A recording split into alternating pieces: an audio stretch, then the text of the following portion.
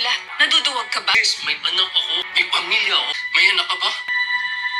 Pinaliwanag ni Colonel Enrico kay Samuel na money launderer ang tatay niya, na siya ang nagtatago sa mga perang nai-scam ng grupo at ini-invest niya ito sa mga properties ng mga lehitimong negosyo na isa doon ng Oriental Ridge Estate nila Roldan, na hindi siya makapaniwala na involve ang tatay niya sa ganong klaseng kalaking iligal na gawain.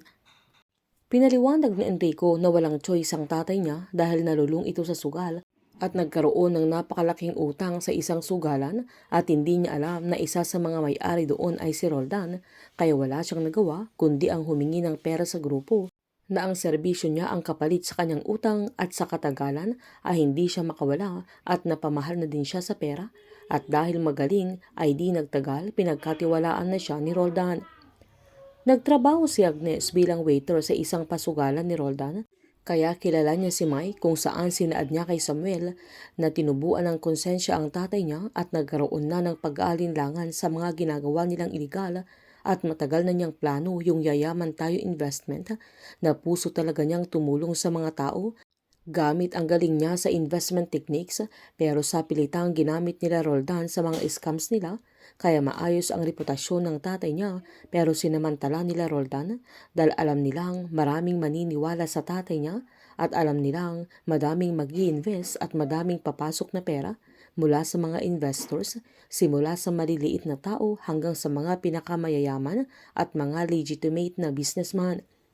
Kunento ni Agnes na last month ay nilapitan niya ito at kinumbinsing makipagtulungan sa kanya, kung saan sinabihan niya si Mike na alam niyang napipilitan na lang siya sa mga iligal na ginagawa niya. Tinanong ni Mike kung papaano siya nakakasiguro sa mga sinasabi niya, kung nababasa ba niya ang mga nasa utak niya.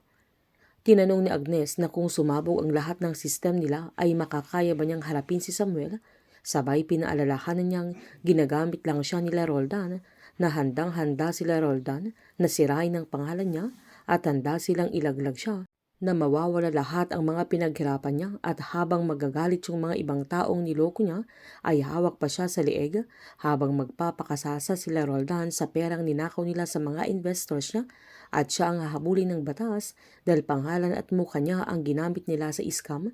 Sabay hiniling niyang makipagtulungan ito sa kanya at tulungan siyang mahanap ang mga ebidensya para ma-expose ang mga malalaking tao na protektor ng grupo nila. Sinabihan ni Mike na hindi pwede at hindi alam ni Agnes ang mga taong binabangga niya, na kinonsensya ni Agnes na isipin niya ang mga mangyayari kung magtatagumpay sila sa gagawin nila at makakatakas na siya sa grupo at magagawa na niya ang gusto niya na tumulong sa ibang tao.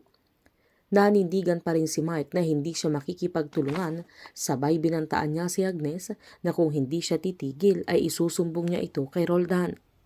Sinaad ni Agnes na hindi pa rin niya tinigilan si Mike at patuloy niyang sinundan, kaya nakita niya noon si Samuel sa office nang pumunta si Mike doon at naghihintay siya ng pagkakataon para makumbinsin niya, at noong gabing nagpakamatay ang tatay niya ay andoon siya, na umasa siyang kung silang dalawa na lang ay umaasa siyang makukumbinsin niya si Mike na makipagtulungan sa kanya, na yung walang mga matang nakatingin sa kanya na baka sakaling makumbinsin niya, pero kung hindi at kung kaya niyang persahin para lang makuha ang mga documents na kailangan niya ay gagawin niya. Pero hindi niya inaasahan ang mga sumunod na nangyari, na tinignan niya agad kung buhay pa siya pero nahuli na siya. Pero naisip niya na hindi pwedeng maputol yung misyon dahil sa pagkamatay ni Mike, kaya hinanap niya yung mga documents na magpapatunay sa pagpapabagsak nila Roldan, pero wala siyang nakita hanggang sa kailangan na lang niyang umalis, pero dumating si Samuel. Tinanong ni Samuel kung bakit nagpakamatay ang tatay niya, kaya inamin ni Agnes na hindi din niya alam, na pwedeng dahil hindi na niya kinaya, hindi na din kaya ng konsensya niya, na wala na siyang mapupuntahan, at isang araw na nagulat siya dahil bigla na lang siyang pumasok sa kumpanya. Sabay tinanong nila ni Colonel Enrico kung may alam si Samuel tungkol sa perang na-scam ng tatay niya, pero hindi naman umamin si Samuel. Sinabihan ni Agnes na hindi niya alam kung ano ang pakay nila Roldan sa kanya, sabay hiniling niyang makipagtulungan siya sa kanya, pero nanindigan si Samuel na hindi niya gagawin ang bagay na yun. Nagpasalamat si Samuel sa mga bagay na narinig niya sa mga sandaling yan tungkol sa tatay niya, Sabay sinabihan niya silang ipagpatuloy nila ang plano nilang pagpapabagsak kila Roldan.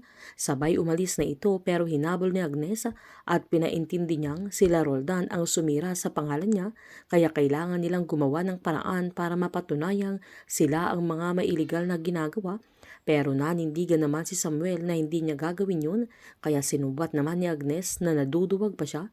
Pero galit na sinumbat naman ni Samuel na hindi niya gagawin yun dahil may anak siya at may pamilya na kailangan siya. Sabay sinumbat niya kay Agnes na kung meron ba siyang anak na kailangang isipin bago siya kumilos sa kanyang mga plano.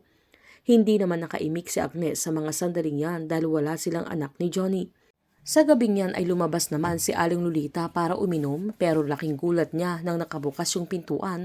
Lalo't sinigurado niyang nakalak ito, kaya agad niyang sinara. Pero nang lumingon ay may nakita siyang paa na nakatago sa may kortina, kaya agad niyang nilapitan. Sabay tinanong niya kung sino siya, pero nanlaban yung lalaki na hindi naman nagpaawat si Aling Lolita kaya sinuntok siya na agad siyang nawalan ng malay. Painit ng painit ang mga tagpo, sabay-sabay po nating subaybayan ang advance episode ng Sins of the Father dito lamang po sa aking channel. Patuloy lamang po manood, mag-likes at mag-subscribe para ma-update po kayo sa mga advance episode. Marami pong salamat.